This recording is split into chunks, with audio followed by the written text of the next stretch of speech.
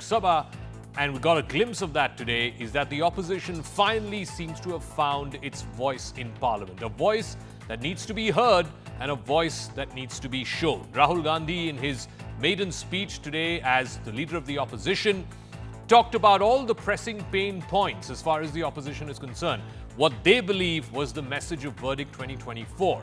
Whether it was NEET and students who were facing pain because of NEET, whether it was Agniveer, whether it was the locals in Ayodhya who voted the BJP out and sent an SP candidate as their member of parliament, or about women and women reeling from inflation, and of course, the pain point of Manipur. But it was Mr. Rahul Gandhi's statement that those who claim to represent Hindus indulging in violence, in falsehood, and in hatred that seem to have got the BJP's goat. Minister after minister, today the Prime Minister himself intervened twice while Rahul Gandhi was speaking. The Home Minister intervened on more than one occasion while Rahul Gandhi was speaking. The Defence Minister, the Agriculture Minister, Minister after Minister, spokesperson after spokesperson has been making a scorching attack against Rahul Gandhi for comments that they believe he made were anti-Hindu. The question we're asking tonight on Brass Tacks, does the anti-Hindu attack tag against Rahul Gandhi cut ice anymore?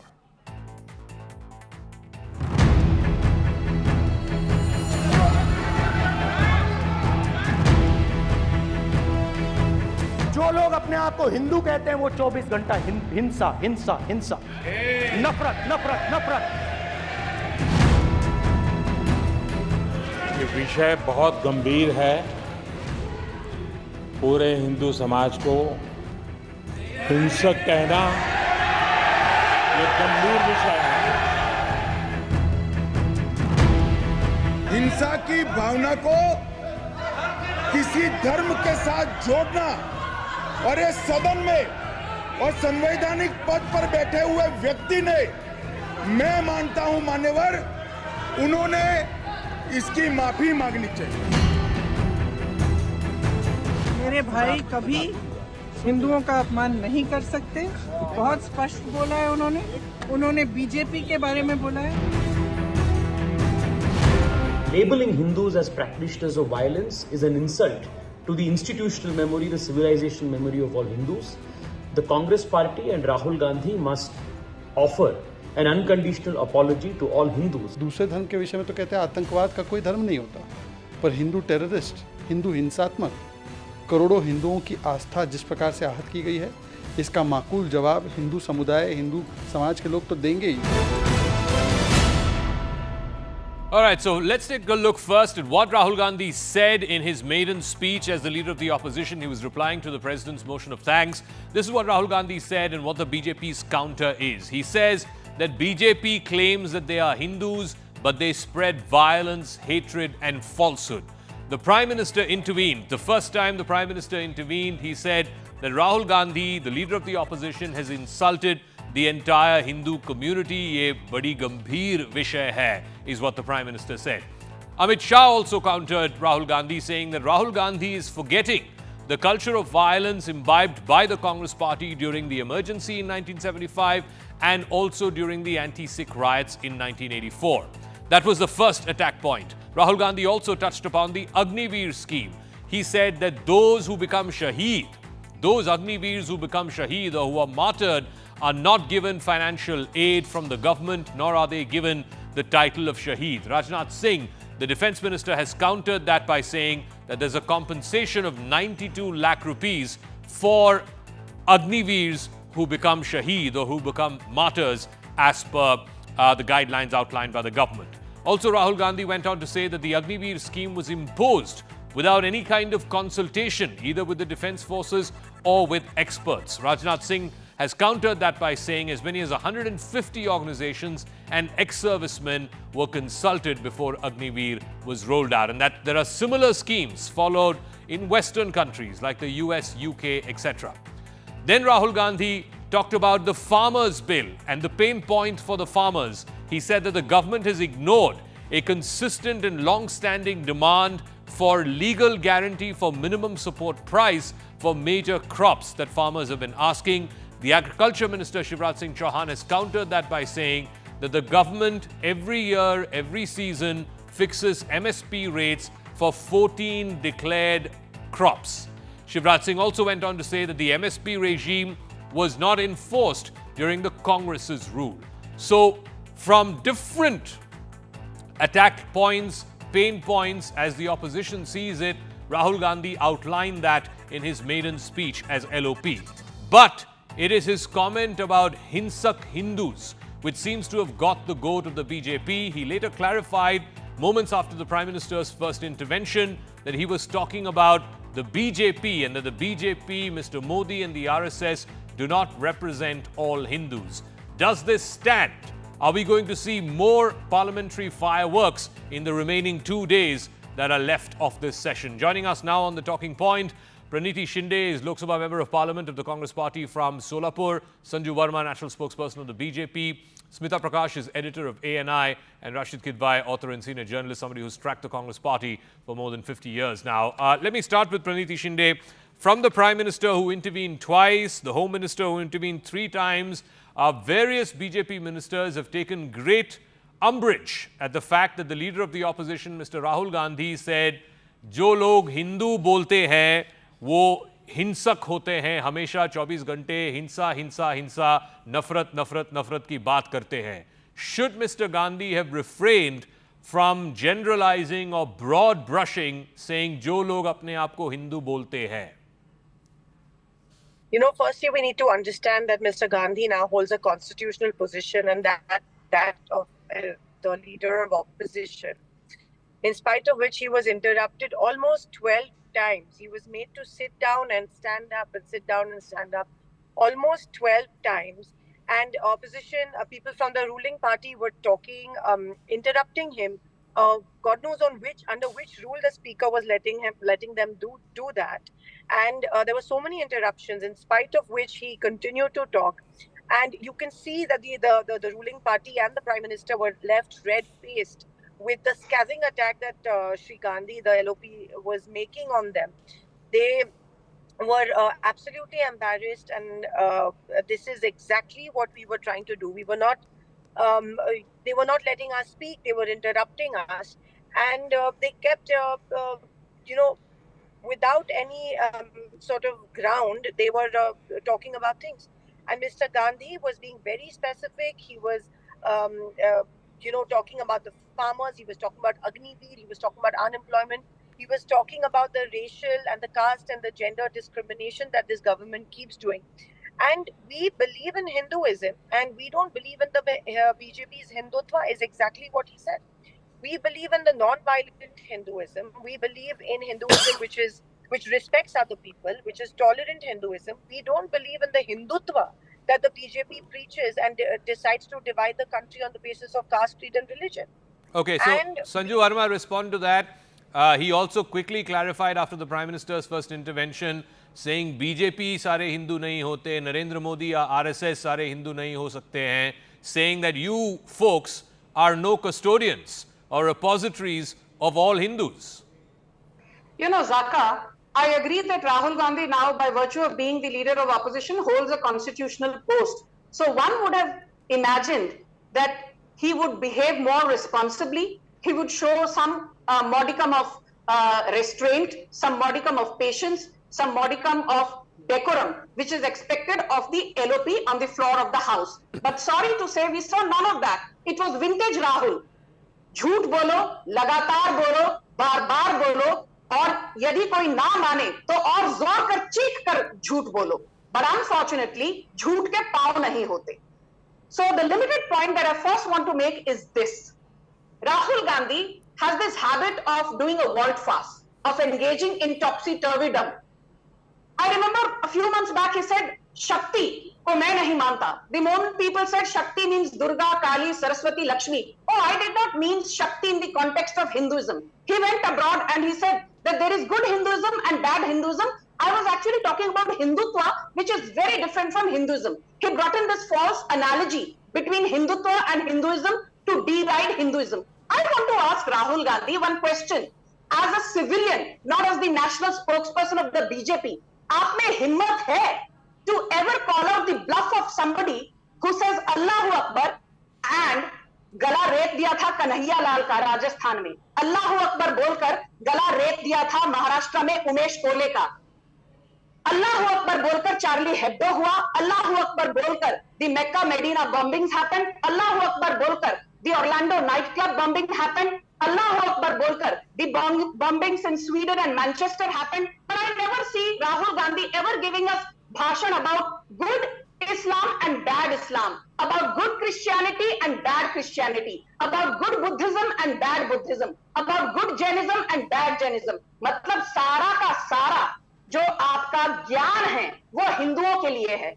But I want to add, my last point is this. Okay. He said जो हिंदू होते हैं ना, ये जो बार बार हिंदुत्व की बात करते हैं, झूठ झूठ झूठ, नफरत नफरत नफरत, असत्य असत्य असत्य, हिंसा हिंसा हिंसा. So I want to remind Rahul Gandhi that some of the worst terror attacks and riots have happened under the long and incompetent nose of the Congress party, be it the Hashimpura riots of 1987, the Bhagalpur riots of 1989, the anti-Sikh genocide of 1984, the Samjhauta Express blast of 2006, the Batla House encounter of 2008, the Mumbai 26/11 terror attack, the Pune bakery blast of 2010, the Chinnaswamy Stadium blast of 2010, the Bharatpur riots of 2011, the Azad Maidan riots in Mumbai of 2012, and the Muzaffarnagar riots in 2013. और आप यहाँ बैठकर BJP को पाठ पढ़ा रहे हो. It's like the pot calling the kettle black. Okay, let me ask Smita Prakash, leave aside that comment about Hindu hinsak and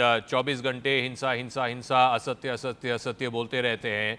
But on all the other pain points, as the opposition sees the meaning of verdict 2024, whether it was the NEET issue, whether it was the Agniveer issue, whether it was Manipur, which has been burning for the better part of a year, do you think Rahul Gandhi touched on all those pain points, which is what made the BJP and the Treasury benches uncomfortable?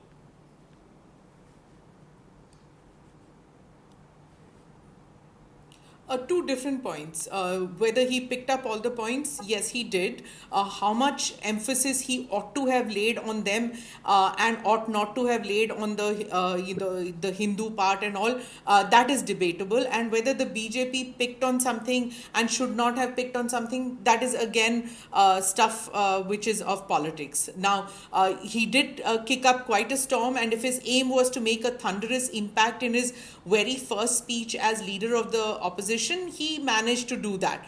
It was almost a repeat of his speeches which he did during the Bharat Jodo Yatra and during his election speeches. The fact that his speech was checked for facts almost 5 or 6 times, I think. There was Amit Shah, there was Rajnath Singh, Shivraj Chauhan, Kiran Rijiju, Bhupendra Yadav, and Dharmendra Pradhan, I think, if I'm not mistaken. They all got up. I mean, even in social media, you had Rajya Sabha cabinet ministers Jaishankar and Nirmala Sitharaman who rebutted Rahul Gandhi. It's probably the BJP now. It's hitting them hard that that they have to give space to the Congress and its allies, because there's a heavy contingent in the opposition. They will have more speaking time. They'll have to learn to be more agile than they have been in the past 5 years. I'm talking about the BJP. They still looked a bit shell-shocked today. They allowed the front benchers to take the lead in rebutting the Congress party and the other opposition leaders. And the strange thing is that when the front benchers left of the BJP, there was literally a free run for the opposition. And the anti-Sanatanis, they probably had the last laugh today. A. Raja not only gave a huge speech, but he remember, he's the one who coined that Hinduism is a menace not only to India but to the world. He sat and he gave a long speech today, and he sat on the speaker's chair. So, did that factoid escape the BJP? There was nobody to say anything. What is evident today is that floor coordination is needed for the BJP. Just because their top leaders walk out doesn't mean that the others don't take on the opposition. That needs to be done by the BJP. The speaker was in an unenviable position. One little point I want to make, Zaka, in your introduction, you said that there was a clarification that Mr. Rahul Gandhi made immediately, and later you ran that sound soundbite also of Priyanka. But you remember that when the BJP talked about constitution change and reservation scrapping, that they tried to give clarification that there were just two people who were motormouths and there was no scrapping of the constitution or no scrapping of reservation. They clarified, but did the Congress give any leeway? They didn't. So it's quite clear now that facts are going to be a casualty, and I differ from Sanju when she says that facts don't have legs. I think facts can travel halfway around the world while truth is still putting on its shoes. All right, Rashid I said lies don't Gidwai, have legs. is the new reality of the new parliament that whether it is Mr. Rahul Gandhi or the other opposition, Sorry, lies there don't are 234 of them, which means that their voice has to be heard. Sometimes their voice might be uncomfortable to the Treasury benches. Sometimes, as Sanju Verma and Smita Prakash have been saying, it could be not necessarily fully factual. It could be propaganda. It could be, slightly off the truth, etc. But this is the reality that that you have to live in the 18th Lok Sabha, that the opposition is going to have as much of a voice as the Treasury benches. Absolutely, Zaka, and I think whatever Smita Prakash has said, I would completely endorse. I think the BJP and the NDA has to look Rahul Gandhi afresh. In fact, the entire opposition. There is no point judging him from his past utterances and past performance. Here is a very renewed, very charged, very geared up opposition, and they are somehow, making some sense. And that is where I think there is a trouble for BJP. I have been covering Parliament since the 9th Lok Sabha. I have not seen an instance where a LOP, leader of opposition, was speaking and Prime Minister had to get up and intervene, Home Minister had to get up and intervene, and Defence Minister had to do it. So this is a sort of achievement in terms of, from a reporter's point of view, I look at it as some kind of achievement for Rahul Gandhi, that, he was direct and he was able to disturb, upset many senior, many veterans, people who thought, very little of Rahul Gandhi. So this is, as a LOP, this was his first major speech, and for that he perhaps deserved full marks. We can say that, a lot of it was political, a lot of it was rhetorical, a lot of it was something to, aimed at the BJP. But Zaka, we must remember there is an utter, trust deficit between the BJP and the Congress of, so to say, Mr. Narendra Modi and Rahul Gandhi. So these attacks, wait for it. Mr. Narendra Modi would get his chance. He can, come back and, kind of this thing. But today, it belongs to Rahul Gandhi. And so, Praniti Shinde, how do you respond? The last point that Rashid made, which is a valid point, that instead of focusing on specifics, Mr. Gandhi, went into rhetorical flourishes, he went into theatrics, showing the picture of Lord Shiva, showing the picture of Guru Nanak and Islam and Jesus Christ. I mean, that was not becoming of the stature of the leader of the opposition. No. Look, today's discussion was a discussion on the president's address. Okay? So you can talk about anything under the sun. You can talk about broad issues. We have to discuss specifics. We have the budget session coming up soon. So today was a general, and everybody's speech today, after Mr. Gandhi spoke, Mahua spoke, everybody's speech was a generalized speech. Everybody spoke about what has happened in the country in the past 1 year. The problems that the students have faced, everybody's talking about that. So it was a very generalized speech, and it was he did come up with 5-6 points which were specific, which the Prime Minister is refusing to answer. Why is the Prime Minister refusing to go to Manipur? Was his basic question. Why does in spite of making repeated requests to the Speaker, we're not allowed to speak on NEET. We're not allowed to discuss the problems of NEET or Agniveer. Why is that? Why is the government, the ruling government, which is answerable to the millions of people of this country, why is it not ready to answer and take on these issues?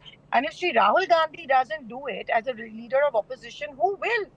And the Prime Minister has time to reply to it tomorrow. But in spite of that, they were intervening and interrupting him today. And they were general issues, but very, very important issues for this country. Rahul Gandhi ji even said after he finished the speech, at the fag end of his speech, that we are ready to help you. We're a constructive opposition. Don't try and silence our voices, but at least give us that chance to listen to us. He even said that. He extended that friendly hand. But whether they're going to take it or not, we've asked for a discussion on it tomorrow. I don't think they'll give it to us. So Sanju Verma, respond to that. To say that none of these issues are relevant or matter, or, the Indian voter has not registered his or her concern underlining these issues, whether it is NEET or Agniveer or farmers or Manipur, that's what the leader of the opposition has raised today. for you to say that none of this matters or that this was not the import of verdict 2024 is blinding yourself. Let's be very clear, Zaka, with no offense to you and the other panelists.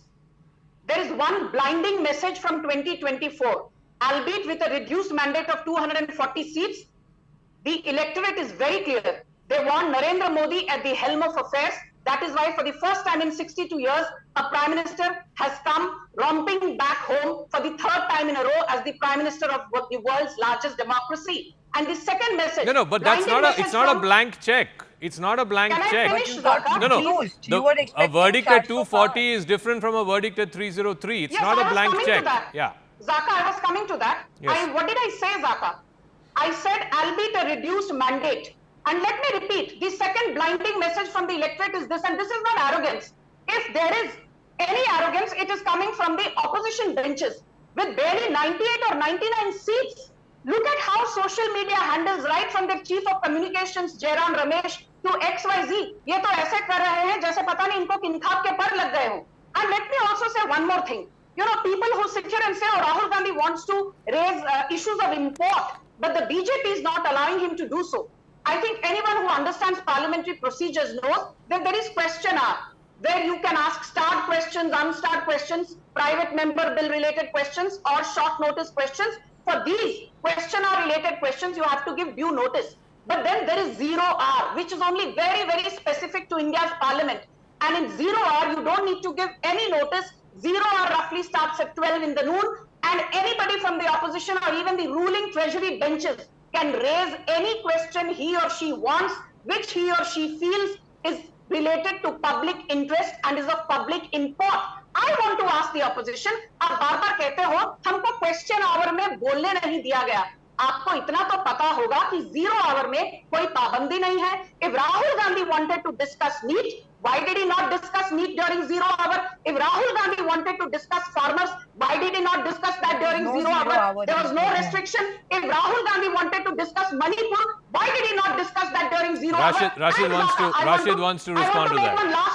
Rashid wants to respond to that question that you asked. Can I just take 10 seconds, So Zaka, I just want please? to remind my good friend Sanju Can I Verma just that take 10 seconds, please?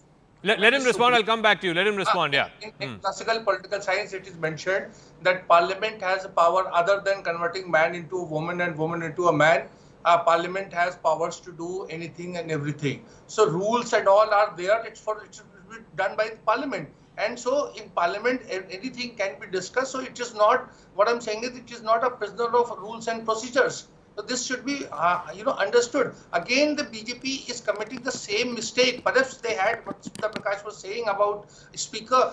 Perhaps they should have found some more, a better speaker in the sense who are more hands-on, who are more agile, who had a more, greater sense of humor or something like that to negotiate these things. Because this is going to be, it's not just today. It's going to be there, Zaka. This is going to be there for the remainder of the 18th Lok Sabha. Yeah, Sanju Verma, yeah.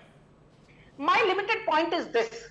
For way too long, Rahul Gandhi has engaged in shoot and scoot politics, and today was vintage Rahul doing no better despite holding a constitutional position. I will once again, with no offense, ask Mr. Kidwai if indeed NEET, if indeed Manipur, if indeed unemployment, which you keep blabbering about, if indeed inflation, which you keep blabbering about, आपको यदि रत्ती भर भी जनता के बारे में आप सोचते हो और जनादेश को लेकर आपके मन में कोई क्वेश्चंस हैं, आपके मन में सवाल हैं, why is 0 hour not being used by the opposition to ensure that healthy discussions are held? That is my limited point. Ms. Shinde wants to respond, yeah. There was no 0 hour mentioned in the order of the day, madam. And that's why we need to ask the speaker and the treasury benches as to why there was no 0 hour mentioned in the order of the day. We asked for an adjournment motion. You call these issues, you're sidelining these issues by trivializing them. We asked for an adjournment motion on NEET, which was not granted to us. This is such an important issue, and you want to reduce it to 0 hour when 0 hour was not even granted in the order of the day, nor was it granted yesterday, nor was it granted today. We wanted an adjournment motion. We asked for a separate day for a discussion on NEET. The opposition leader respectfully asked the speaker, which was denied. And then he was interrupted so many times. You are trivializing these issues by saying that they should be brought up into 0 hour. Okay. How many times did you bring up the emergency? How many times did you bring up the emergency? And what about the undeclared emergency because of which you were reduced from Okay. your charge She's for technically parliament wrong. down to a mere 236. Sanjay Verma, just give me 1 second. bring I up want to bring that in. I want to bring in emergency, Smita but what about Prakash, the because undeclared emergency this going on in this the country? episode of NEET and the opposition wanting a discussion, the government reluctant to it, so on and so forth, and the speaker not granting that extra day, is illustrative of what is going to come, of what lies ahead in the 18th Lok Sabha, Smita Prakash, because this just shows that whenever the opposition raises an issue and it says it wants a discussion, if the government is seen as not conceding to it, then it becomes like the government is not paying attention to the people and people's issues. And anyone on this panel will agree that NEET is an important and a pressing issue.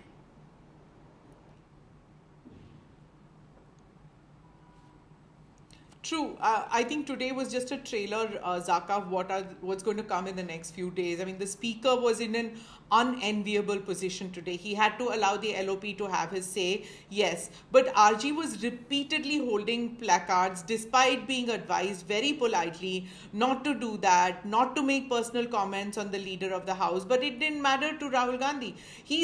Why doesn't it matter to Rahul Gandhi now? It's not even his fault, I feel. He's become just immune to rebuke and the incessant mocking that the BJP has done. So he doesn't care anymore. He's gone beyond it and he wears it like a badge of honor. So he's going to continue with that trend even as leader of the opposition. He made the comments on Agniveer and on NEET and other topics, but the drama involving Daro Mat slogans, which included that placards, as I said, on Indic religions and on Islam, that overshadowed everything. Now what's going to happen is that there are going to be behind the scenes meetings today, I'm sure, in which the BJP is going to talk about how they should do flow management, what they should do, whether they should also do cluster bombing on the opposition, just like the opposition did today on them, because really today the BJP looked shell-shocked. Their usual, people who jump onto their feet and yell down the opposition, that wasn't there at all. I think 5 years of having brute majority where they could do just what they want has made them easy. And today was something that was a wake-up call, that if this continues, that even though the opposition has lesser numbers, they are going to have the narrative on their hands. So I think there is going to be some kind of discussions behind the scenes, if I might say, about how they're going to continue with the way forward, especially during the budget session, which is certainly going to be noisier than what you saw today. Sanjay Verma, has the BJP and 10 years of single party rule made your flow managers complacent? With no offense to Smita, she's entitled to her opinion. But I completely disagree. I think if one thing BJP is not, it is being complacent. And certainly not after a reduced mandate. And I have no qualms in admitting that, Zaka. I've been on a zillion shows post the 4th of June, and I've said it hurts that we've got only 240 when we were talking about 370 standalone. I mean, if you lie on that, you're fooling yourself and nobody else. But at the same time, the opposition jumping up and down, all this excitement, this hyperbole, I don't quite get that. And I want to say one thing, the Congress panelist was wrong. 0 hour does not find a mention as a term in rules of procedure of the Lok Sabha. 0 hour does not find a mention in the constitution. But 0 hour is a convention which is specific only to the Indian Parliament, and you don't need to list 0 hour in the day's proceedings. That is the beauty of 0 hour. Madam, as a member of Parliament, you should know that you can raise a question during 0 hour which starts at 12 noon. If you do not know this basic thing about parliamentary procedures, how are you going to stand there on behalf of the people who've elected you from Maharashtra? You don't even know that you don't need to have 0 hour listed. You don't need to have 0 hour listed. You can use 0 hour to your advantage to make the ruling party accountable. Unfortunately, you are a member of Parliament who does not even know the importance of 0 hour, and you're sitting and giving me bhashan. I'll give Rashid. Man has been a 3-term MLA. The speaker didn't grant us. Whatever it is, then all the more reason for you to understand parliamentary nuances. No, one second. Let me pull away. Let me pull away and give Rashid the final word. Rashid, tomorrow the Prime Minister is going to speak. Clearly, the gauntlet has been thrown down at him by Rahul Gandhi. Now, you can say some of it was theatric, some of it was rhetorical flourish, some of it was not necessarily factually accurate. Tomorrow, we may even get to know that some parts of Mr. Gandhi's speech may have been expunged because it was not factually 100% accurate. But how do you think the Prime Minister will respond to not just what Mr. Gandhi spoke today, but to this new Lok Sabha, this renewed composition, this 234 opposition MPs who feel that their voice must be seen and heard and told and broadcast on Sansad TV? How is the Prime Minister going to respond to that tomorrow? So Zaka, we know Prime Minister is a very good speaker. We also know that he's a politician among politicians. I think he would have a better judgment than my good friend Sanju Verma in saying that Rahul Gandhi is this or that. I think he'll come up with a narrative. You see, the BJP needs to understand what Uma Bharati has said. And this is Uma Bharati is a BJP leader, a former chief minister, and she had said that the BJP made a mistake in thinking that every Ram Bhakt is a BJP voter or every Hindu is a BJP voter. This kind of thing needs to be understood. This is a political, take home from this verdict 2024. And I think the BJP needs to revise its strategy. All is not lost. It's just the beginning of the session, and it's a complete 18th Lok Sabha will last for 5 years. But to just sticking to that old position and thinking that Rahul Gandhi is good for nothing, I think it's not going to bring any glory to the BJP. Okay, we'll leave it at that. Thank you very much for joining us, all four panelists. Sanju Verma will continue for the next face-off as well. This is on the issue of Bengal. But I think it's very clear that Rahul Gandhi, now by virtue of the statutory position that he has of being a leader of the opposition, is surely elevating himself, his politics and what his party stands for. The government and its representatives have no choice but to respond to the attacks that he is making. Like I said, some of it could be rhetorical flourishes, some of it could be over-dramatic, some of it could be theatrical, but at the end of the day, he's making a political point. And those political points have to be rebutted. It will be rebutted, starting with the Prime Minister tomorrow. But in what form, what fashion, and how much of it sticks, how much of it doesn't, is something that we will have to wait and watch. So we'll be very keenly following developments tomorrow, the 2nd of July, in Parliament, as the Prime Minister is expected to reply to the President's address and the motion of thanks. That's expected to happen sometime in the evening tomorrow. Now we have to move on to the second face-off that we have tonight here on the broadcast. It's a shocking video that's come to light from West Bengal, where a man can be seen brutally assaulting a woman in broad daylight, and that too in front of a kangaroo court, or so it appears. This incident has come to light in Uttar Dinajpur in a place called Chopra. The man, identified as Tajimul, alias JCB, can be seen hitting the woman with sticks. He's seen dragging her by her hair. The attacker is now in police custody. He's been sent to 5 days police remand. The BJP has claimed that the attacker is a close aide of the area's TMC MLA Hamidul Rahman, accusing the TMC of trying to shield the attacker. The TMC, of course, has dismissed this charge by saying that the suspect did not occupy any position in the party. However, the said MLA in question, the TMC MLA Hamidul Rahman, has sparked a firestorm questioning the character of the victim, claiming that she was punished for having a loose character and abandoning her family, saying that action was taken as per Muslim customs. West Bengal Governor C.V. Anand Bose has sought a report. In fact, he'll be going there tomorrow. The head of the state government, who also serves as the Home Minister of the state, that is the Chief Minister Mamata Banerjee, so far has remained silent in the wake of this crime. The TMC, her party, has distanced itself from Tajimul, but there is brazen misogyny at play here. And that is, how can anybody justify this kind of Talibani justice, or Talibani street justice, if you will, saying that it is because of quote-unquote loose character of the woman in question?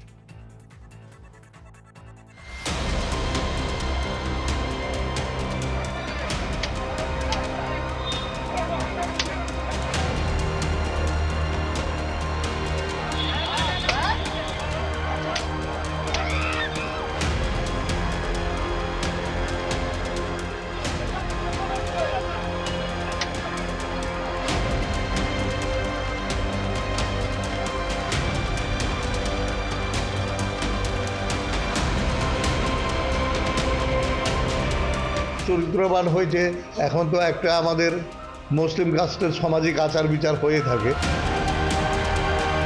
The entire country is shocked after seeing the brutal video of a Talibani-style kangaroo court justice. What is unfortunate is that those who speak up about Manipur, about women's issues, today they are eloquently silent. And in the BJP rule states in the other part of the countries, we often see such type of incidences.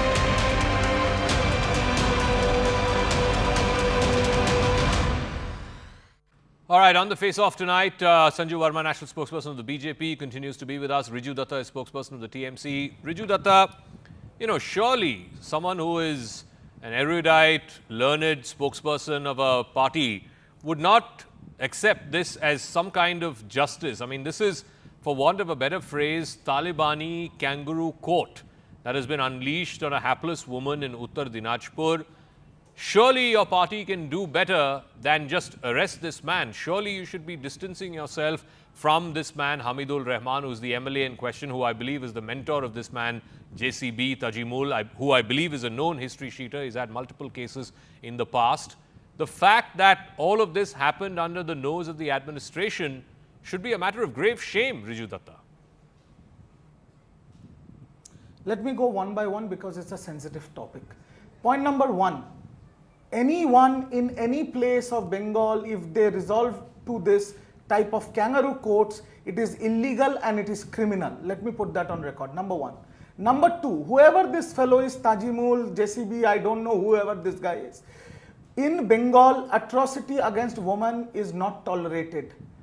We do not want to know who he is, but let me tell your viewers that this animal, and I'm using this word, this animal is arrested, sent to police custody. Victims have been given and the family has been given police protection. A suo motu case has been registered, and not only that, IC Chopra has been show-caused by the organization. And even the mute spectators who were standing and watching this unfold is also being chased by the law, and they also will be brought to book. That is what the administration has done swiftly, and let me assure you, justice will be swift and justice will be served. Now coming to the MLA. The remarks made by Trinamool Congress MLA is shameful, shocking, unsavory to say the least. And I am sure even he is ashamed of his comments. These are unconstitutional remarks and it is not expected from a public representative. The party chairperson Mamata Banerjee has taken cognizance of that. The administration is extremely strict. They are taking action, and Mamata Banerjee, whatever action needs to be taken will be taken by the chairperson herself in due course of time. But my only humble submission is this, that in this time when the administration is proactive, where Trinamool Congress reprimands its own people and leaders, and in the past we have arrested our own people who have crossed the limit of social dignity, there if a political party, because you are the opposition political party, you have to do politics, which we understand, but using this to create a communal tension and divisive politics for political mileage is beyond shameful. And it sounds very rich coming from the BJP when people like Brij Bhushan is running scot-free. Sanju Verma, respond. The attacker has been arrested. He's been sent to police remand. And Riju Datta has said on this show that action will be taken against the said MLA as well. First and foremost, you're right.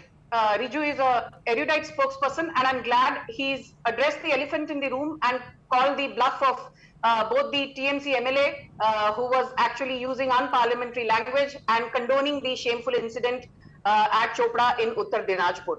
Having said that, I will not put things under the carpet. I will speak, what is absolutely the truth. And the truth is this. I have been on a zillion debates, even on shows with Zaka. I have been asked tough questions on Manipur. And very categorically, forget about the fact that I'm the national spokesperson of BJP.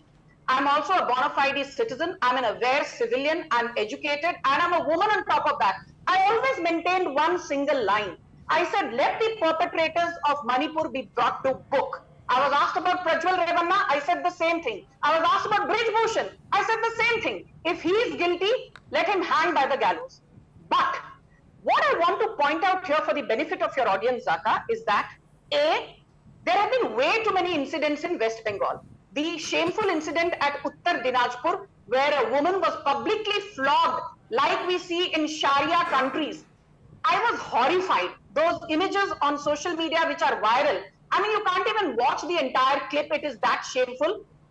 Why is it that the law and order machinery, law and order under the 7th schedule of the constitution is a state subject, and by virtue of not only being the chief minister, but by virtue of being the de facto home minister of West Bengal, and most importantly by virtue of being the only woman chief minister in the world's largest democracy, the responsibility on Mamata Banerjee's shoulders are 3 times more. And it is shocking that first you had this incident in Cooch Behar, where for almost 1.5 kilometers, a minority BJP minority Morcha worker, Roshanara Khatun, she was publicly paraded naked.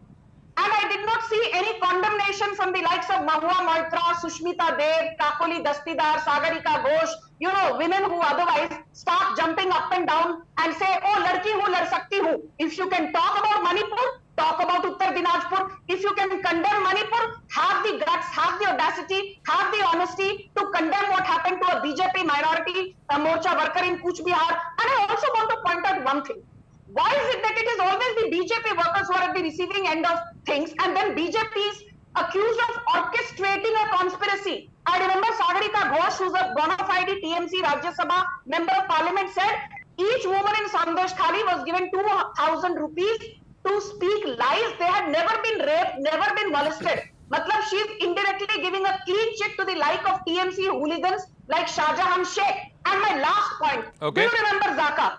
7 to 8 months back, 2 BJP workers in Howrah and Hooghly in June 2023, to be precise, at the height of Panchayat poll violence, they were paraded naked, and when Shashi Panja, who's the Women and Child Development Minister of Mamata Banerjee, was asked कि BJP कार्यकर्ताओं को आपने naked parade किया है, what are your comments? She said, अभी कपड़े उतर गए तो उतर गए, इसका राजनीतिकरण करने की क्या जरूरत है? So basically, Mamata Banerjee, Shashi Panja, they have the policy of हुआ तो हुआ, because the perpetrator is a radical Islamist and the victim is a BJP worker. The tragic part is, it is the same state where we saw Sandesh Khali, and it took 50 days for the state administration to arrest the main perpetrator, Shah Jahan Sheikh. There were numerous women who came out with their accusations of mass rape and other sexual assault against them. And now in the same state, in a different district, we are seeing this public flogging. Why does it happen again and again in Bengal? Surely, as Sanju Verma says, as the custodians of law and order, the state government should not just be embarrassed about it, but should be seen as doing something about it. Zaka, one by one. I don't want to indulge into whataboutery, but the producers and directors of Unnao, Hathras and Lakhimpur Kheri should not patronize and sermon us. Number one. Number two, I am glad you brought up Sandesh Khali. Sandesh Khali was the biggest subject of Lok Sabha for the national media. 4th of June, the Lok Sabha results came out. How many women has come on in front of the media and said that we were gang raped and mass raped? How many? The only person who went to the magistrate and said that I was raped and sexually assaulted was Rekha Patra, who was given a ticket by the BJP, and she lost from Sandesh Khali from her own village. What does that say? That she does not even have credibility in Sandesh Khali in her own village. So Sandesh Khali was a concocted story which is completely exposed. Let me just finish, please, madam. I have not interjected you. Second, Sanjuji very eloquently mentioned the horrific incident that happened in Cooch Behar. It's a heinous crime that happened in Cooch Behar, but it has nothing to do with BJP or Trinamool Congress. It was a family dispute, and it was a heinous crime, and all perpetrators are booked and behind bars. Why? My question is this. It is not possible for any state government to put CCTV behind 10 crore of each of their population. As per NCRB data of the union government, one of the safest states for women in this country is Bengal, whereas one of the most unsafe state in this country is Uttar Pradesh, and the most unsafe place is Gurgaon.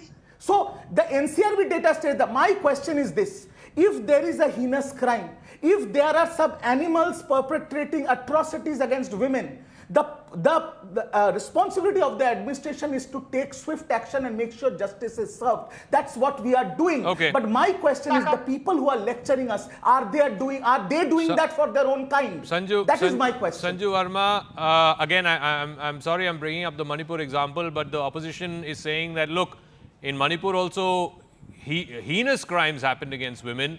And you've not resolved that situation. In fact, even the RSS chief is talking about how Manipur has been burning for the last 1 year. You know, Zaka, in Manipur. And just to add, Sanju ji, 10 seconds. Please, Riju, you did not want to be heckled. Now let me speak. Yeah. It's my turn to speak. No, let me please speak, Riju. You've had your say. Chalo, you had a lengthy monologue. Thank you. Please. Yes, you had a lengthy monologue talking about Manipur, etc. And you accuse others of whataboutery, but you engage in whataboutery, A-class whataboutery, Riju. You're a master at that. But let me come to the moot point, Zaka. On Manipur, when those two Kuki women were disrobed and paraded naked, I never said, oh, these Kuki women are Christian. So let there be a lighter punishment for the perpetrators. We never once discussed religion. I have always maintained a constant stance. There is a fast-track court which is cognizant of the incident at Manipur, and the law of the land is taking action.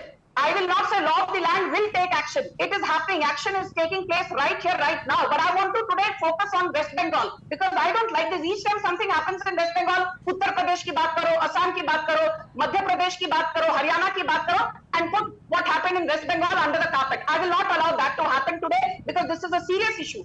I have only once, grouse against what Riju said. I think it's very shameful when you say that look what happened to Rekha Patra. She lost. Somebody losing an election does not mean that she was not raped, or that her complaint was not bona fide, or that the complaint made by her was mala fide. Let us not conflate two very different issues. Electoral politics with sexual assault. Don't confuse the two. And this is the same mentality. I'm very ashamed to say this. This is what happened. In 2012, do you remember there was a lady called Suzette Jordan? She was gang raped. It was called the famous Park Street gang rape case. And Mamata Banerjee's statements are on record where she said, she used to have multiple boyfriends. She used to go pubbing, drinking, clubbing. So ye to hona hi tha. Matlab, if you have multiple boyfriends, you go pubbing, clubbing, drinking. So rape to hona hi hai, because you invite it on yourself. This is the same Mamata Banerjee who, after the Hansa Khali gang rape, it was a 14-year-old girl who was studying in class 9, and the Kolkata High Court upheld what the CBI said. She was raped by the son of a TMC councillor, and what did Mamata Banerjee say? She said this was a case of a love affair gone wrong. Hansa Khali mein to gang rape hua hi nahi. Okay, ye BJP I have to wrap up. 10 seconds, Riju. 10 seconds. I have to wrap up after this. Yeah. Just to end by saying that in the Hansa Khali case that Sanjuji just mentioned, both the councillor and his son are behind bars, and they were arrested by the West Bengal police itself. So again, just to sum it up, if a heinous crime happens, we cannot stop. Sanjuji, please yield. Let him finish. I have to wrap up after that. Yeah. We cannot stop. We are not, non-biological beings that we can preempt a crime happen, but it is our duty that when a crime happens, we take swift action and justice is served to the victim and their family. We'll leave it at that. We'll leave it at that. Like I said, I don't think we should trivialize something as grave a crime as this kind of public street flogging that we saw in Bengal. Yes, the perpetrator has been arrested, but something needs to be done about the MLA and the kind of comments that he made, almost justifying what happened. Surely we hope that action is seen to be taken against the MLA in question as well. We'll take a quick break. On the other side, the monsoons have well and truly hit large parts of India, and that, of course, is leading to a familiar sight of landslides. There are instances that have come from different parts of the country where families have been stuck in a sudden burst of cloud or in landslides and mudslides. We'll have a compilation of that right on the other side of this quick break.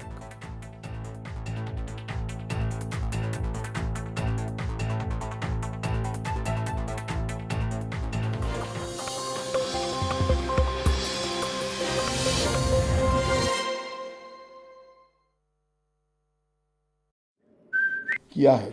ई-पेशी में गवाह, आरोपी, विशेषज्ञ और पीड़ित सभी को कानूनी जामा पहनाने का काम किया है। इसमें जो फॉरेंसिक विजिट को अनिवार्य बनाया गया है, इसको हमने दूरदर्शितापूर्वक काम कर नेशनल फॉरेंसिक साइंस लेबोरेटरी 2020 में बनाकर इसके लिए ट्रेन मैन पावर का सर्जन का काम ऑलरेडी कर चुके हैं। मुझे पूरा भरोसा है कि 3 साल के बाद इस देश में हर साल 40,000 से ज़्यादा ट्रेन मैन पावर का फोर्स हमारी कानूनी क्रिमिनल जस्टिस सिस्टम की सेवा में उपलब्ध होगा। आज आप सभी को यहाँ देश में जो क्रिमिनल जस्टिस सिस्टम के 3 नए कानून आज से अमल में आ रहे हैं, इसके लिए आप सभी को निमंत्रित किया है। देश की जनता को सबसे पहले मैं बहुत बहुत बधाई देना चाहता हूं कि लगभग आज़ादी के 77 साल बाद आपराधिक न्याय प्रणाली, हमारी क्रिमिनल जस्टिस सिस्टम पूर्णतया स्वदेशी हो रही है और भारतीय इथोस के आधार पर ये चलेगी। 75 साल के बाद इस कानूनों पर विचार हुआ और ये कानून जब आज से हर थाने में अपना काम करना चालू करेंगे, तब अंग्रेजों के बनाए हुए कानून निरस्त होकर भारत की संसद ने बनाए हुए कानून आएंगे। दंड की जगह न्याय लेगा, देरी की जगह स्पीडी ट्रायल और स्पीडी जस्टिस मिलेगा। और पहले सिर्फ पुलिस के अधिकारों की रक्षा की गई थी, अब पीड़ितों के अधिकारों की रक्षा।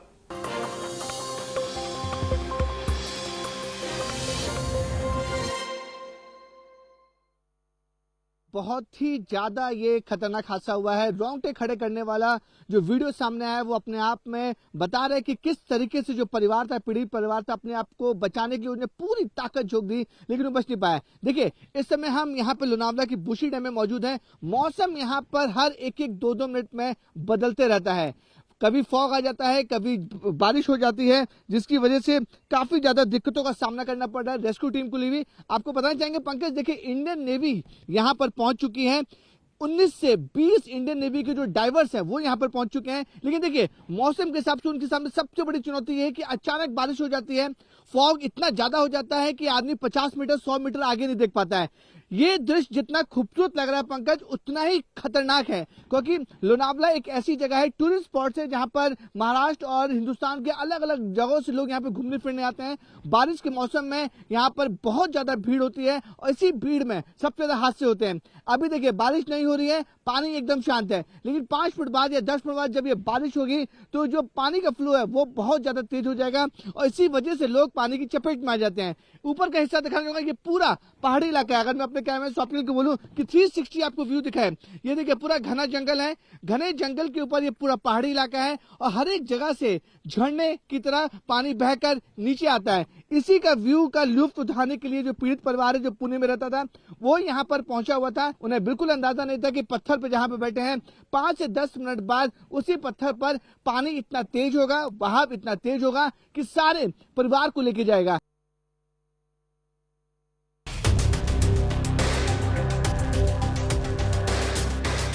Dengue cases are seeing an alarming rise in Bengaluru.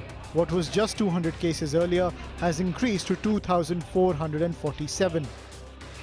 The worst affected areas in Bengaluru are the Mahadevpura zone, among others, with cases breaching the 1,000 mark in June alone. One of the primary and main reasons for the outbreak of dengue is the stagnation of water. Now, stagnation of water at any place more than 6 days becomes a favorite and an ideal spot for mosquitoes to go ahead with the breeding, and this causes the outbreak of dengue. Many such places are to be found where this breeding take place upon the stagnant water, be it the stormwater drain here. As you can see here, there's a drain, there is a stagnation of water. Usually when there's stagnation of water more than 6 days, this becomes an ideal place for breeding for mosquitoes. So what now the BBMP is trying to do is that they are trying to ensure that they find such puddles, rainwater puddles, open wells or open containers where the stagnation of water, and such spots, a necessary fogging process is being done to ensure that they destroy the larval breeding spots. Once that is done, it prevents most of the problems, a precautionary measure that needs to be undertaken. Following the spike in cases, Karnataka Chief Minister Siddaramaiah chaired a high-level meeting with health officials to work on dengue detection and treatment, ensuring there is no shortage of medicines in government hospitals. Karnataka Health Minister has also mobilized BBMP staff and ASHA workers to ensure there are no logistical issues on the ground. ಎಲ್ಲ ಕಡೆ ಇದರ ಬಗ್ಗೆ ಜಾಗೃತಿ ಮೂಡಿಸುವಂಥದ್ದು, ಜನರಿಗೆ ಎಚ್ಚರಿಕೆಯಿಂದ ಇರಬೇಕು ಅಂತ ಹೇಳಿಸ್ತಾ ಇದ್ದೀವಿ ಮತ್ತು ಅದಕ್ಕೆ ಆದಷ್ಟು ಮಟ್ಟಿಗೆ ಇದನ್ನು ಹರಡುವಿಕೆಯನ್ನು ನಿಯಂತ್ರಣ ಮಾಡೋದಕ್ಕೆ ಕ್ರಮಗಳು ನಾವು ತಗೊಳ್ತಾ ಇದ್ದೀವಿ. ಈಗ ಮತ್ತೆ ನಾಳಿದ್ದು ಇನ್ನೊಂದು ಸಭೆಯನ್ನು ಕೂಡ ಮೀಟಿಂಗನ್ನು ಕೂಡ ಕರೆದಿದ್ದೀವಿ. ರಾಜ್ಯಾದ್ಯಂತ ಎಲ್ಲ ಕಡೆ ನಾವು ಇದನ್ನು ಪ್ರತಿ ಮನೆಗೆ ಭೇಟಿ ಕೊಡುವಂಥ ನಮ್ಮ ಆಶಾ ಕಾರ್ಯಕರ್ತರು, ಆರೋಗ್ಯ ಇಲಾಖೆಯ ಸಿಬ್ಬಂದಿಯವರು, ಈ ಬೆಂಗಳೂರು ನಗರದಲ್ಲಿ BBMPಯ ಸಿಬ್ಬಂದಿಯವರು ಎಲ್ಲ ಸೇರಿ ಮಾಡಿಸ್ತಾ ಇದ್ದೀವಿ. ಇದನ್ನು ನಿಯಂತ್ರಣಕ್ಕೆ ತರ್ತಕ್ಕಂಥದ್ದಕ್ಕೆ ನಾವೆಲ್ಲ ರೀತಿಯ ಸಮರೋಪಾದಿಯನ್ನು ಮಾಡ್ತಾ ಇದ್ದೀವಿ. To effectively combat the dengue cases in Karnataka as well as especially in Bengaluru, the BBMP, the civic body in Bengaluru, are taking all the necessary measures to ensure that one, they create awareness among the public. That is very much important, is what the BBMP is focusing on. And at the very same time, they are trying to find out and conduct a survey of the larval habitation that is taking place. Bengaluru, if you take a look at all the wards, each 1,000 households is formed into a single zone, and in this particular zone the health inspectors will try to ensure that they carry out a survey and keep a close watch on all the households along with the other workers as well and the BBMP staff. At the very same time, they try to create awareness among the public, among these zones about the dengue outbreak, the possible precautionary measures that needs to be undertaken by the people. And also diagnostic efforts are also being put in by the BBMP with the use of NS1 testing kits.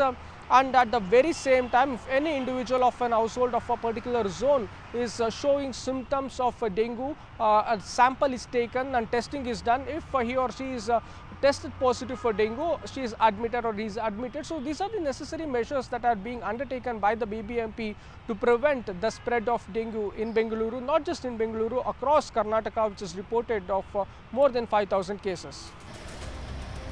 With the death toll reaching 5 across the state, including 1 death in Bengaluru, the State Health Department is also focused on bringing awareness via door-to-door campaigns, as well as sample collections and eliminating breeding grounds in slums, densely populated pockets and low-lying areas. The Health Minister and the BBMP Commissioner are themselves leading the awareness drive.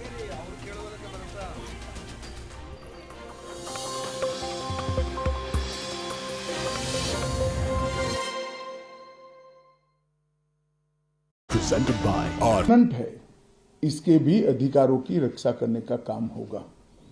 तो एक नए नजरिए के साथ ये तीनों कानून आज सुबह से ही, मतलब कल मध्य रात्रि से काम करना शुरू किए हैं.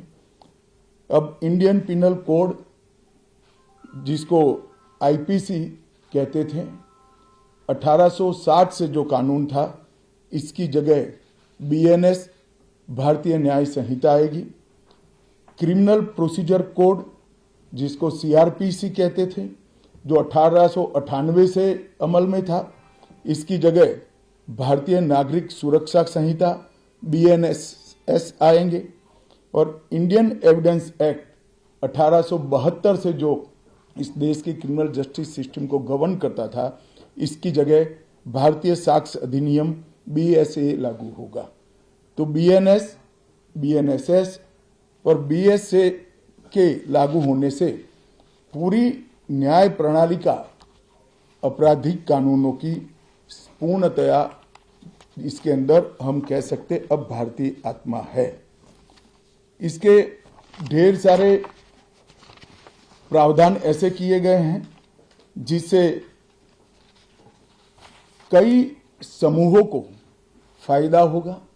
कई सारी दफाएं जो अंग्रेजों के समय से विवाद में रही, इसको हटाकर आज के समय के अनुकूल धाराएं जोड़ी गई है.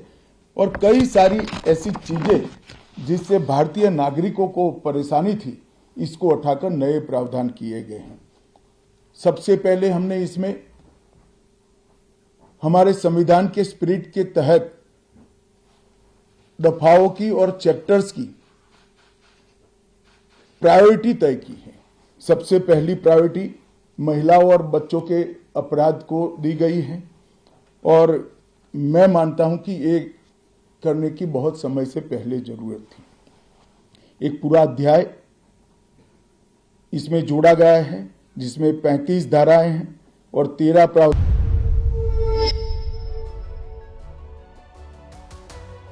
Hello, Namaskar. This is First Post and you're watching Vantage with me, Palki Sharma.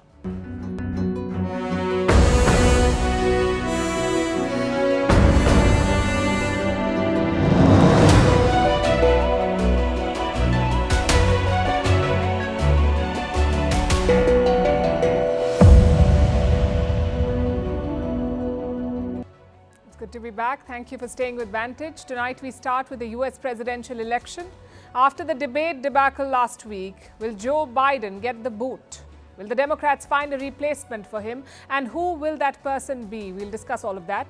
In France, a political earthquake. Macron's gamble has backfired. The far right has made gains in the snap election. This could trigger the next Euro crisis. We will talk about the implications for Macron, for France and for Europe. In the UK too, it's election week and the top contenders are flocking to temples to get the Hindu vote. In Nigeria, women suicide bombers kill 18 people and injure many more. In India, a new set of laws comes into force, replacing those from the colonial era. We bring you the highlights, the improvements and the concerns. In South Korea, the people want to impeach their president amid a growing threat of war with the North. In Kabul, as the Taliban's rift with Rawalpindi widens, they're trying to cozy up to India. We decode their moves and India's response. The European summer has been hit by storms, turbocharged by climate change. And does your brain need a rest? It's only Monday, but it's as good as any day to talk about taking a break. As always, the headlines first. जो लोग अपने आप को हिंदू कहते हैं वो 24 घंटा हिंसा हिंसा हिंसा नफरत नफरत नफरत.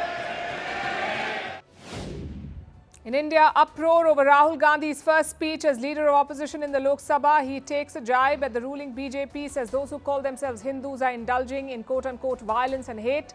Prime Minister Modi intervenes, his first since becoming an MP in 2014. Home Minister Amit Shah demands an apology from the Congress leader. Relief for Donald Trump just months after before the US presidential election. The Supreme Court rules that he has some immunity from criminal prosecution as a former president. The ruling is likely to delay Trump's trial for allegedly conspiring to overturn the 2020 election. Trump calls the court's decision a big win for democracy.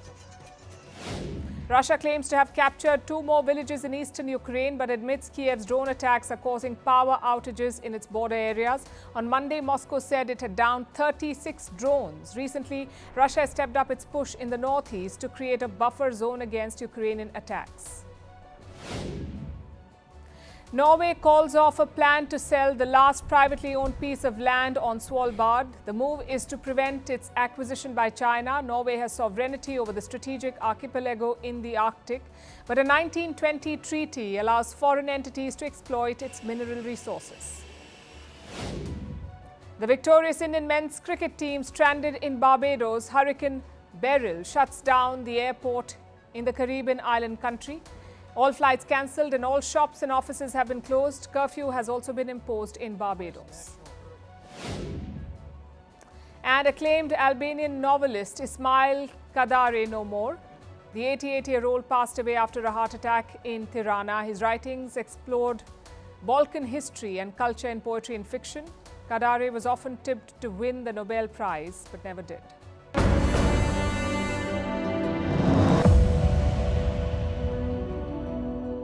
The 46th President of the United States, Joe Biden. 45th President of the United States, Donald Trump. What I'm going to do is fix the tax system. For example, we have 1,000 trillionaires in America.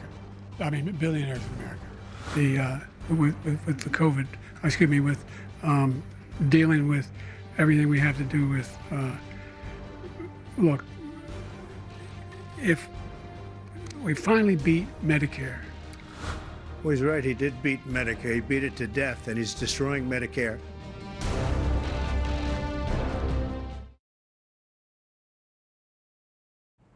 It's been 4 days since that happened. Joe Biden at a US presidential debate. He's running for a second term against Donald Trump. Now, to call Biden's performance a disaster would be an understatement. The US president was struggling to string sentences together. He was fumbling, he sounded raspy and looked confused, but Biden refuses to give up. I don't walk as easy as I used to. I don't speak as smoothly as I used to. I don't debate as well as I used to. But I know what I do know. I know how to tell the truth.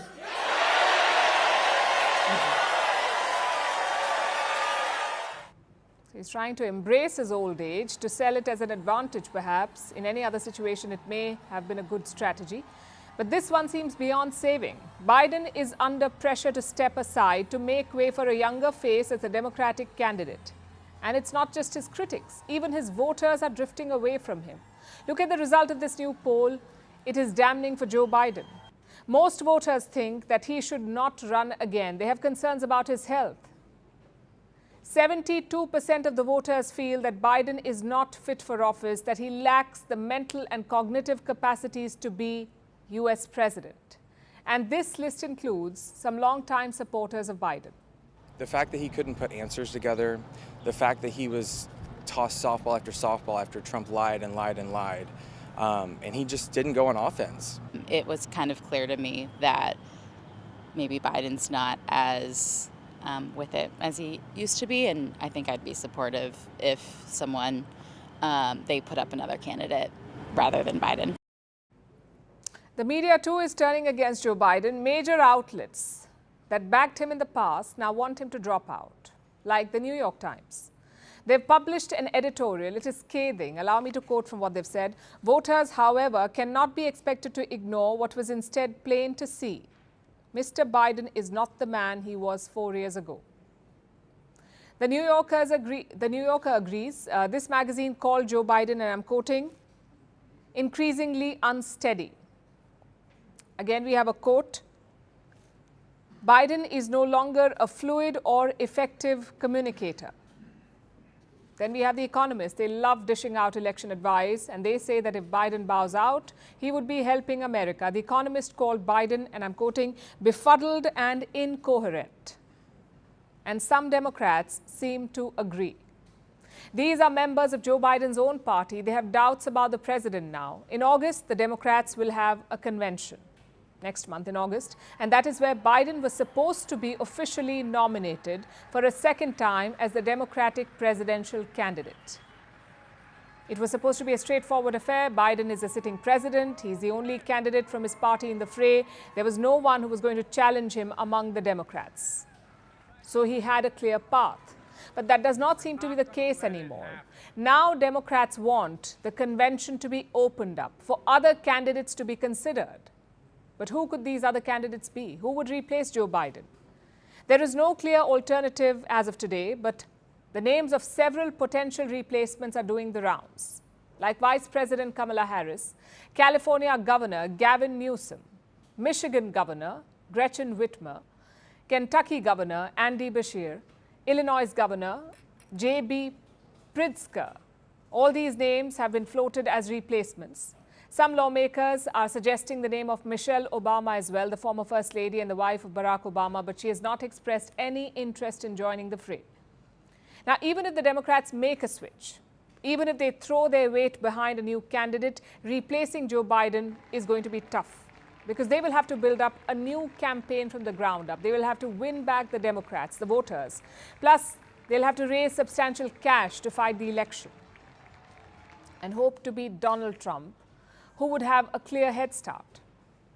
There is also the time factor. Any new candidate will have less than 5 months to campaign. Having said that, the biggest challenge for the Democrats right now is Joe Biden himself. He is not ready to go, and his family is said to be backing him. They want him to stay in the race. They want him to keep fighting. As for the debate debacle, Biden's inner circle has found some fall guys. They're blaming the advisors. And Biden's supporters are rallying behind him. They're giving interviews and making a case for him to stay on. One debate is not a career any more than Donald Trump.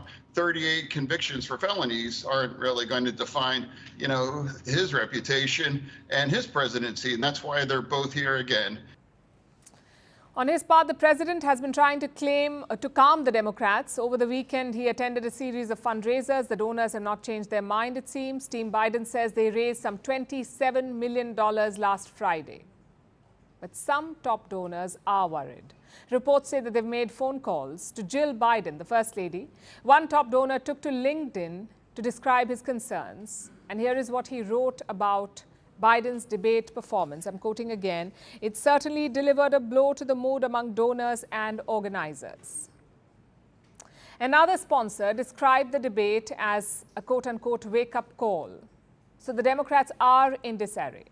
Meanwhile, Donald Trump is trying to capitalize on this. He has sharpened his attacks on Biden. Despite the fact that crooked Joe Biden spent the entire week at Camp David resting, working, studying. He studied very hard. He studied so hard that he didn't know what the hell he was doing. Trump is a clear favorite now, which does not make him the best candidate. But this is what America's got. Two old white men, both too stubborn to step aside.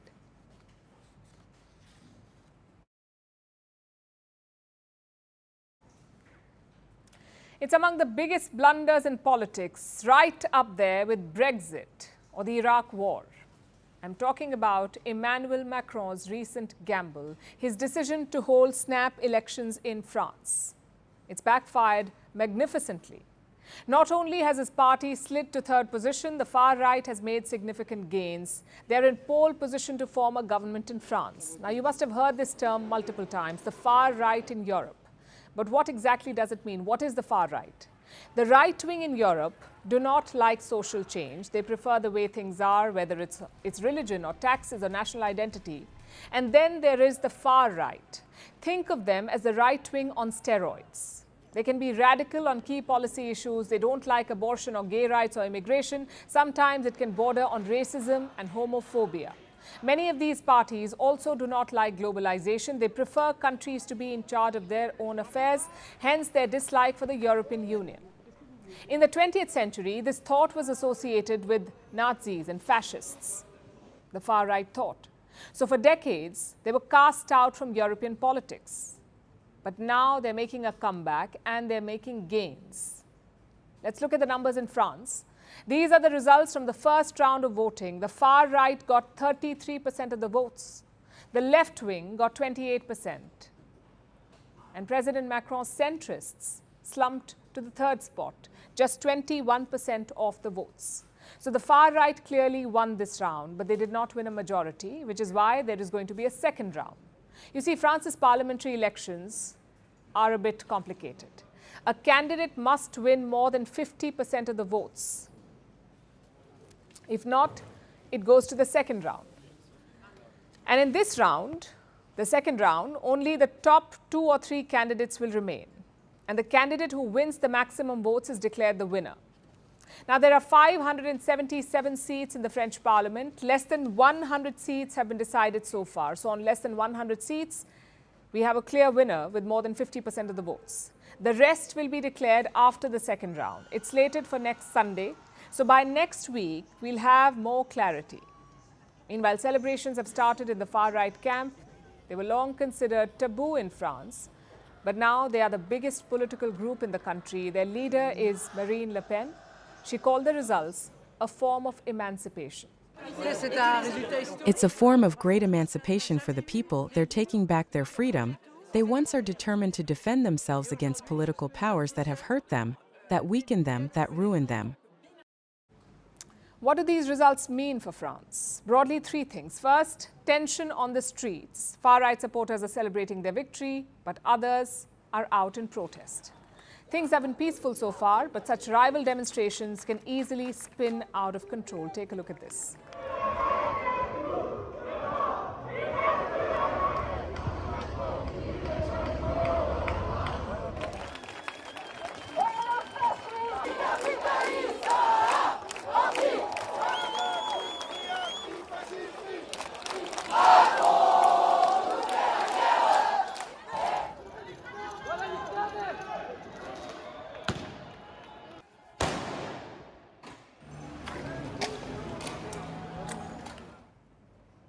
Fallout number 2, it could lead to a new alliance. The far right is not looking for a coalition. They want an outright majority, so the rest of the parties are looking to gang up. Macron has already released a statement. He's calling for a broad coalition against the far right, basically the left plus the centrists.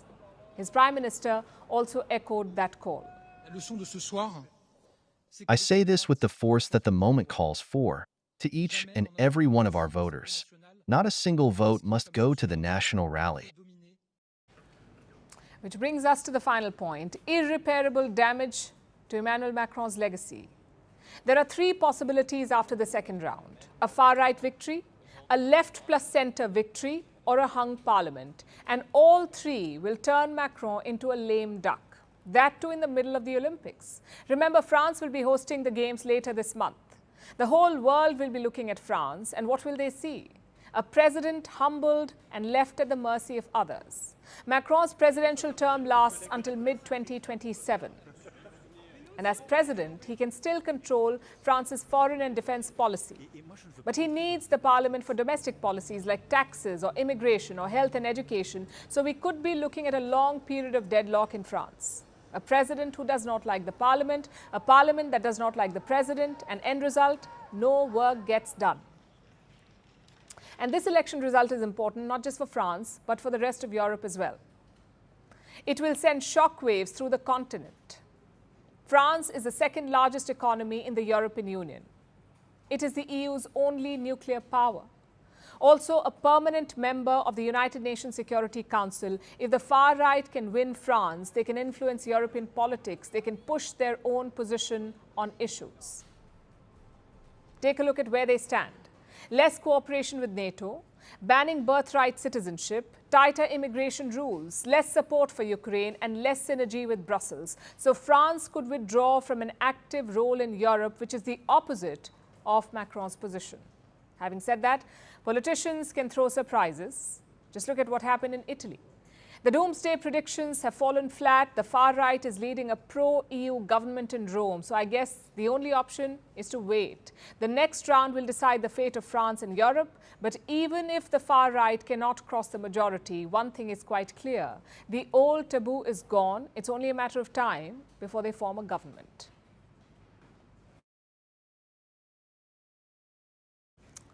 So France is witnessing a political earthquake, and guess who doesn't like it? The stock market, among others. Investors are making dire pronouncements like this one. Here's what it says. Will French elections spark the next euro crisis? The euro is the common currency of the European Union. The European Union has 27 member countries. 20 of these countries use the euro. And they're all carefully watching the election result in France, because the result will impact the euro. Let me explain how. France is the most indebted country in Europe. It owes more than $3 trillion. That's about 110% of its GDP.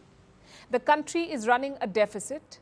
If the right or the left-wing parties gain ground, this deficit could rise even further, because these parties want to push some populist policies, like lowering the retirement age.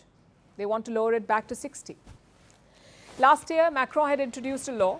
It raised the retirement age from 62 to 64 in France. The right, the far right, wants to bring it down to 60.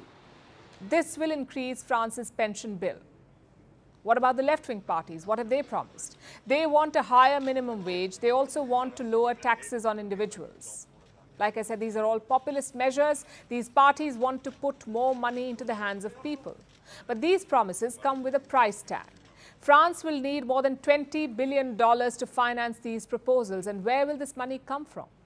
The government coffers are empty, so Paris will have to borrow more. And Macron's party has been warning against this. I don't want to lie to the French people. I don't want to promise them the moon, make them believe that everything can be paid for by magic. Investors are feeling jittery too.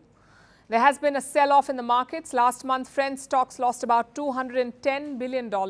Investors are selling French government bonds as well. They're shifting their investments to Germany. And this turmoil can put more pressure on the euro. The negative sentiment could spread and put other European economies at risk, economies like Italy. Now, Rome's finances are far worse than Paris's. Last year, Italy owed around $3.1 trillion. That's about 140% of its GDP. And Italy's deficit is well over 7%. So the IMF, the International Monetary Fund, is sounding an alarm. It is pushing Italy to contain its ballooning debt. It wants immediate and decisive action from Rome. Brussels too is concerned. Last month, the European Union had pulled up both France and Italy. The EU is worried about their excessive debt. It has started disciplinary proceedings. If France and Italy fail to contain their debt, the EU could take legal action against them. It has clear rules for member states. Their debt levels cannot exceed 60% of their GDP, and government deficit cannot be more than 3%. Both France and Italy are well above these thresholds. They're also the bigger economies and well connected with the rest of Europe. So if there's a financial contagion, it would spread quickly to the rest of the bloc. And that's exactly what happened in 2012. I'm talking about the last Eurozone crisis, 2012, when multiple European states defaulted. Greece, Ireland, Spain, Cyprus, they were either unable to repay their debts or had to bail out European banks. Again, the crisis was triggered by debt, the over-accumulation of debt in these countries. It led to the devaluation of the euro. And this crisis, the last Eurozone crisis, was contained by this man, Mario Draghi. He was the president of the European Central Bank at the time. He pledged to do whatever it takes and save the euro. But now they're facing another crisis, and a bigger one. Europe's economy is already vulnerable. Political instability would only make it worse.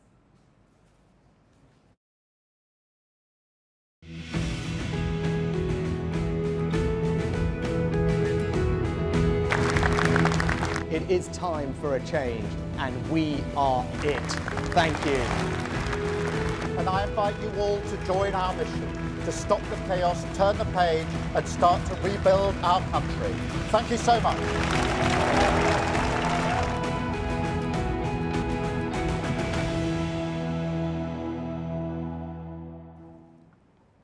Now let's turn to the UK. It's the last stretch before the general election there. The country goes to polls on Thursday, July 4th.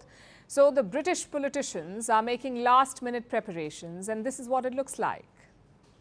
What do the rest of us do when a major test is coming up? When we have an exam the next day, but we aren't really prepared? We pray. A lot of us do. We pray that we get through the test. It seems British Prime Minister Rishi Sunak is doing the exact same thing. Take a look at his recent temple run.